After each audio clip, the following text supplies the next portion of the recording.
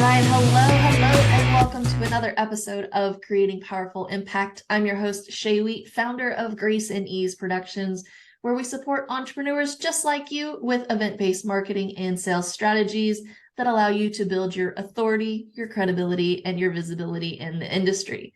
And I'm excited to introduce you to today's guest because she's somebody else that is a part of that visibility that is so important in your business. So today we have Alessandra Pollina, who is the founder of Quotable Media Co., a PR and media agency which works to elevate women-led brands and produces Quotable, a female entrepreneur podcast, and Quotable magazine. Please help me welcome Alessandra to the Creating Powerful Impact stage. How are you today? Thank you so much. I'm great. How are you? Lovely, lovely. So I want to chat about PR, a couple of different things with it. Is it really important? Is it important for businesses? Is it important for women-owned businesses to be thinking about PR, and why? With all the other things that we have to think about in running and producing our businesses, why PR? Why is it important? I think it is an important piece of the larger visibility puzzle, as like I know you preach the importance of. PR is part of your marketing. It should be. And the reason it's so important, I think the number one kind of thing that I could tell you that people will be like, yeah, actually, that does make sense. Like, I do need that, is just that it's going to get you in front of a lot more people than you ever could otherwise. People kind of get that they need to do their direct marketing. They know they want to do their social media and their email list and whatever. And those are only reaching the people who have already opted in, who are already following you and part of your community. Whereas PR is getting you in front of much larger audiences, new stages, as you'd say, and getting in front of, maybe thousands, maybe hundreds of thousands, maybe even more people all at once. And so it just is a very great kind of top of the funnel place to start, that then you can bring in these new audiences and you're connecting with them in a way that's going to make them understand what you're all about, get a sense of what your business is, feel out your personality, all of those things that actually help warm them up a little bit so that they're actually a warmer audience once they do follow you on social media or join your email list than they would be if they had just came across you totally randomly and were like, oh, maybe I'll follow this person, maybe they're interesting. So they've already got a sense of what you're all about, which just makes everything better, I think. Yeah, and I think I also look at it as it's an elevated stage. It's a stage for sure, but it's like an elevated stage that automatically puts you as an expert. Right. It raises your reputation. It builds your reputation. It raises your profile.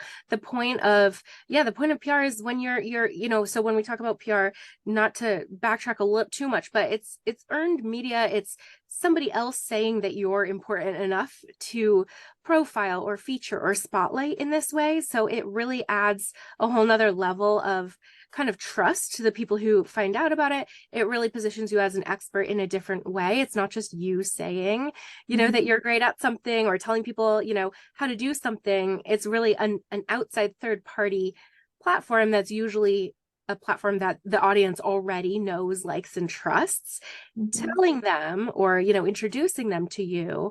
And so it really adds that extra layer of, this is someone you should pay attention to. And it really adds that clout to your brand or your business. Yeah. Well, and then you can easily repurpose the heck out of it. Yeah. So right? Like for people who spend a lot of time on their marketing, I'm like, this will help you so much because you already know the importance of having content. You can repurpose this into so much other content, even if you want to only think about it that way. Because I know for some people, that's an easier way to kind of wrap your mind around it.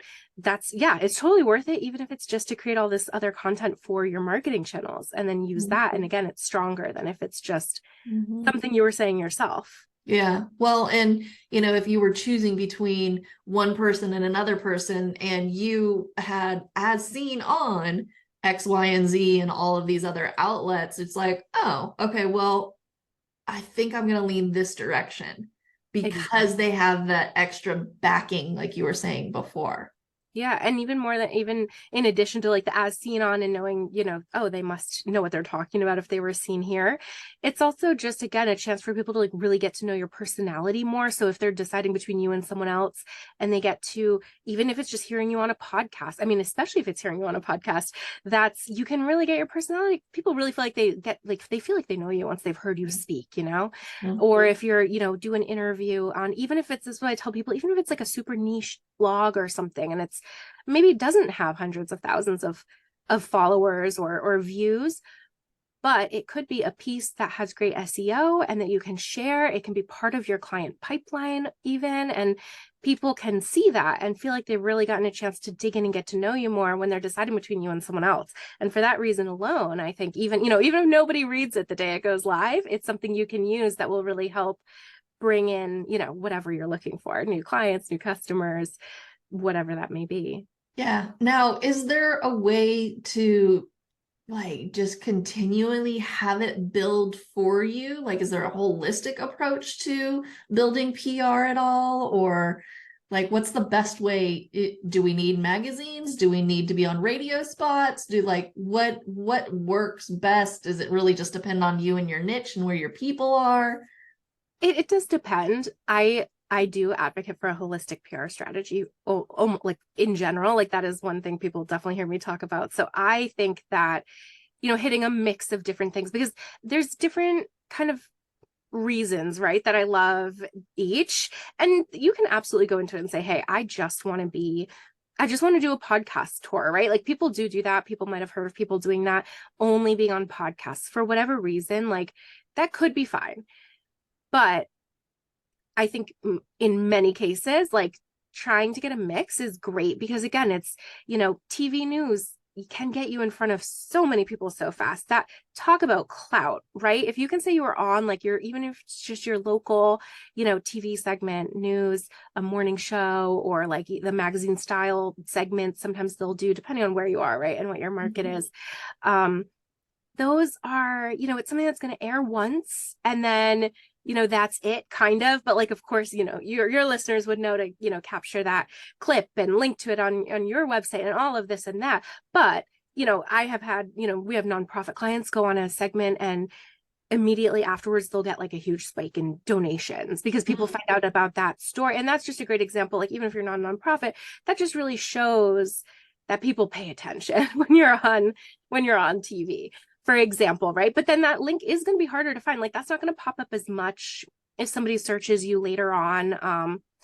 I mean, it still will be there. And of course you're going to share it. But like, Yeah. as I said, even if you're on a super niche blog, but it's like very great for SEO for your words, it might have hit less people, but it's going to be popping up for years to come. Somebody might see that years from now and decide to hire you based on the article they saw.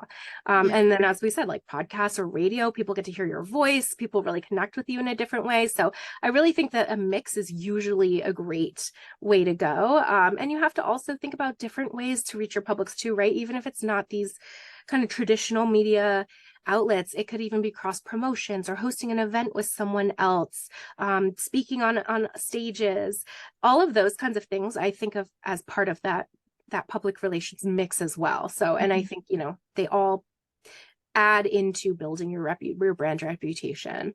Yeah, one of our clients was on the local news station. So she had a book that she was launching and she ended up getting on the local news station.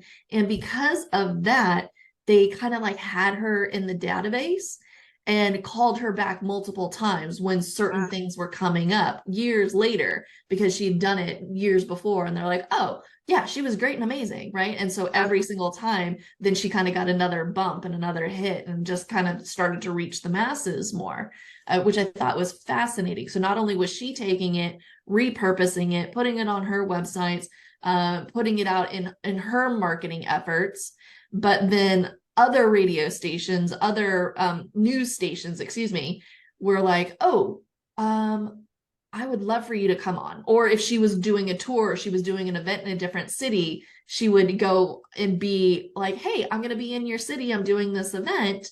Do you want me on your TV show type of thing? And they're like, yeah, sure. Why not? That would be amazing. And just gives a little extra pop.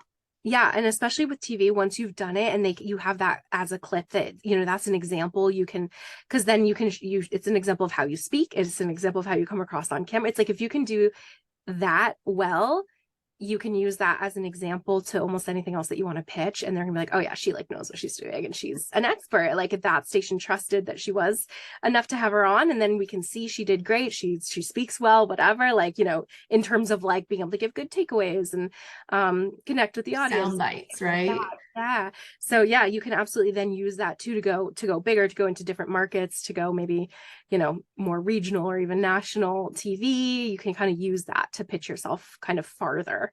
Yeah, I mean, we have another client that ended up being on Netflix Goop, Sex Loving Goop, because she had had the PR in the past, Yeah. right? So it can take you really, really far places for sure. Oh yeah. I love it. I love it. So okay, that's kind of the medium of like TV and podcasts, so they're seeing and hearing you. But what about like magazine? Like Oh is yeah. that still a thing? Like do people still show up on magazines? Is it helpful? Like why would you want to do a magazine? Tell us about that. Well, let me just say, I mean, yes, magazines are great. I still think there's definitely less of them. When it comes to like a print magazine, there's less now than there were before, and it seems like less and less all the time because it's expensive, basically, right? Like people are cutting costs. Print is, everything's shrinking kind of when it comes to print. And so it makes it harder to get into. It makes it, sometimes they'll have less issues. And, even if it's 12 once a month, and like a major glossy magazine, that fills up so quick, so you got to really have a great way to get in there, if we're talking like mainstream print magazines, but it makes it that much more special. And I'll tell you, and anything that's in print ends up going on online too these days. So it's not like you're like, oh, it's just in print, and then like, if people throw away the magazine, it's done. Like it's still going to live on forever online too. But I will tell you, like from a PR perspective, my clients, and then also what we will probably get into, like we started our own print magazine, my company, which you mentioned at the very beginning, because one thing we'd always noticed with clients was there's just something about being in like the glossy pages of a print magazine, even if only, even if less people see it than if you're on the news. There's something about it feels so special to most business owners. Like that really feels great. People love to see themselves in the pages of a magazine. And yeah, I mean, I don't know, you can look at what the numbers say, what the actual like conversion is from someone who's seen you there, whatever. I don't even care, because all I know is my clients have always loved to be in the pages of a magazine. And if it's just for that kind of ego boost, hey, that's fine too. That can be your outcome. But also, I mean, we know there's more than just that. But yeah, I mean, I think if nothing else, it's still really special to be in a print magazine. And that's why we ended up even creating one, just because we felt like there weren't enough opportunities for that. And there's just something about it. Like once people are in a magazine, they really feel like, oh yeah, like I could do this. Like I can be in other things now. Like it's really like a validating Stepping thing. stone, so to speak. Yeah, and it's not necessarily easier though, so I don't want to make it sound like that should be like your first stone necessarily. I mean, a smaller magazine like ours, and I mean, our magazine is focused on female entrepreneurship, so we love to feature as many as we can, but you're not going to necessarily go to Cosmo as like your stepping stone, right? But yeah, no, I mean, I think that it can be tough, but it's still absolutely worth it, and people do find great value in it. Yeah, and I think you're right. It is online and print. And if you happen to have a brick and mortar, like how great would it be when somebody walks into your office and they're like, oh, you're featured as a part of this magazine, right? So then it's something that they're flipping through. It probably also supports you in all of your other PR efforts of like, this is where I've been featured and this is what I'm a part of, to get you the next thing, and kind of goes into that holistic piece that you were talking about earlier, right? Exactly. Yep. I love it. Okay. If we could talk about like maybe you have an example or a success story, or something that somebody's utilized PR to kind of like just really expand their business beyond what they thought could possibly imagine, or any fun ways that they are utilizing their PR that maybe we haven't thought about before? Oh my gosh, such a good question. I mean, I'm trying to think if you mean like a current client of ours or just somebody that I've seen do it well. Sure, either. Yeah. I mean, I don't know about a specific one I want to call out, but I have seen, I will say I've seen there's several small businesses in the area where I live. And some of them are ones we've worked with and some aren't. Like, I think a lot of people are realizing they can do some of this themselves too, which I think is a great kind of point to touch on too. Okay. You don't need to hire an agency. But I find that in general too, there's been a lot of a little shift in the media lately, especially in like local media, where they're really interested in telling these stories of smaller businesses or really impactful businesses, women-owned businesses, or solopreneurs, or like businesses that are started by one person, not necessarily like these big companies, big corporations. And it's felt a little bit more accessible for people to get in the door there. They've been able to make introductions to some of these media a little bit. I don't know if it's easier or if it's just that they've been trying more. Maybe I've been inspiring them. I don't know. But I've also seen it with some of the clients that we've pitched, where there's just more opportunities for some of these smaller stories. And they've taken it from, like, as we said, getting in maybe a local news segment and then kind of taking that and pitching somewhere else and getting in another one until they've been in like several TV, radio, and print spots, and on also starting with podcasts. I think the main takeaway is once you get started, like, it feels easier. It's kind of like, as we already kind of touched on before, once you have something, it's a stepping stone to something else, right? And I've just really seen that happening a lot with people in general. Yeah. Where So once you get going, sorry to cut really you off there, but no, I'm wondering, like, I can hear the audience probably going, okay, that sounds great and amazing, and I'm interested in having PR, but it's like, what do I say, or what is the pitch? Or like, I would assume the media pretty much wants you to be like, here's your story, like on a silver platter. But how do we craft it in a way that they're going to be like, oh, yes, that's the one I want versus somebody else? exactly. You hit the nail on the head. That's what you have to figure out. And that's why, that's the hard part. But it doesn't have to be hard. It depends what your story is. But yeah, you have to approach it assuming that, unless you're like a super innovative company where nobody else is creating the thing that you create. But for most of us, that's not the case, to be honest. Most of us are doing something that other people are also doing and doing well. So it really is, what is that differentiating factor for you? What is that part of your story that will make you be the most interesting to talk about it right now? And I tell people, assume going into it that they're receiving 3 or 5 other pitches from someone who does the same thing that you do today. And think about, why would they pick you over those 5 other people who technically have expertise in the same space, right? So we have to think about, what is that differentiating factor for you and what makes you stand out. And it could be even partly, pointing out that you have done this before, that you have, experience, and including the clip to something else so they can see that you actually maybe could be the most articulate about it. It could be that you have some really interesting piece to your story. I mean, we all have something, and it totally depends on what it is that makes your clients or customers excited to work with you. But uncovering that is really important, and adding that to your pitch. So we just need you to pull it out of us. I love it. I love it. Beautiful. Well, as we start to wrap up here, what is the best way that somebody could, ask for some support, some assistance? Do you happen to also have like a gift for our audience to check out what it is that you all do? Yeah, I mean, we do a lot. So if anybody wants support, I mean, first of all, I would just say, it's about accountability if you want to do this like on your own. So even if you just find a friend of yours who's also a business owner or something and wants to do it too, and say, hey, once a week, let's send out a pitch to some of our media. Like, I think that's a great place to start. If you want support from us. I mean, we have a PR program, like a boot camp program, where it's, videos, basically an online course, but then we have live workshops as well. And templates, media lists, everything like that to help get you started. So we can add a link to that if people want to check it out.